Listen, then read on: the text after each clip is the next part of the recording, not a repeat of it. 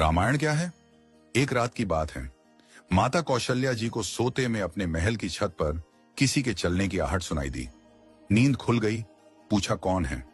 मालूम पड़ा श्रुतकीर्ति जी, सबसे छोटी बहू, शत्रुघ्न जी की पत्नी। माता कौशल्या जी ने उन्हें नीचे बुलाया। श्रुतकीर्ति जी आईं, चरणों में प्रणाम कर खड़ी रह गईं। माता कौशल्या जी ने पूछा, श्रुति, इतनी रात को अकेली छत पर क्या कर रही हो बेटी? क्या नींद नहीं आ रही? शत्रुघ्न कहाँ है? श्रुति कीर्ति की आंखें भर आईं, मां की छाती से चिपटी, गोद में सिमट गईं। बोली, मां, उन्हें तो देखे हुए 13 वर्ष हो गए। उफ! कौशल्या जी का हृदय कांप कर झटपटा गया। तुरंत आवाज लगाई। सेवक दौड़े आए। आधी रात ही पालकी तैयार हुई। आज शत्रुघ्न जी की खोज होगी। मां चली। आपको मालूम है शत्रुघ्न जी कहाँ मिले? अयोध्या जी के जिस दरवाजे के बाहर भरत जी नंदीग्राम में तपस्वी होकर रहते हैं, उसी दरवाजे के भीतर एक पत्थर की शिला है।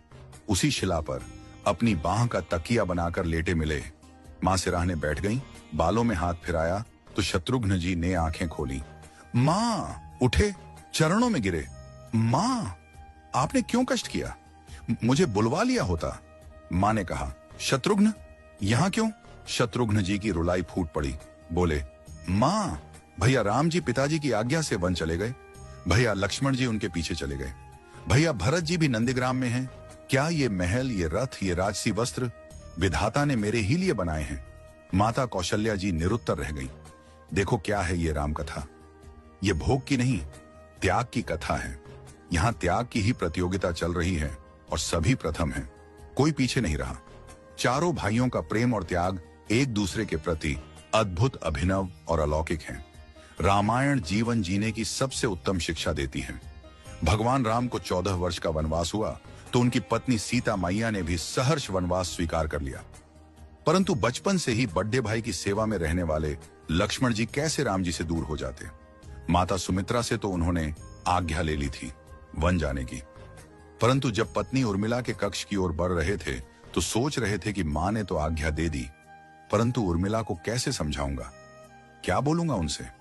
यही सोच विचार करके लक्ष्मण जी जैसे ही अपने कक्ष में पहुंचे तो देखा कि उर्मिला जी आरती का थाल लेके खड़ी थी और बोली, आप मेरी चिंता छोड़ प्रभु श्री राम की सेवा में वन को जाओ। मैं आपको नहीं रोकूंगी। मेरे कारण आपकी सेवा में कोई बाधा ना आए, इसलिए साथ जाने की जिद भी नहीं करूंगी। लक्ष्मण जी को कहने में संकोच हो रहा था, परंतु उनके कुछ कहने से पहले ही उर्मिला जी ने उन्हें संकोच से बाहर निकाल दिया। वास्तव में यही पत्नी का धर्म है। पति संकोच में पड़े उससे पहले ही पत्नी उसके मन की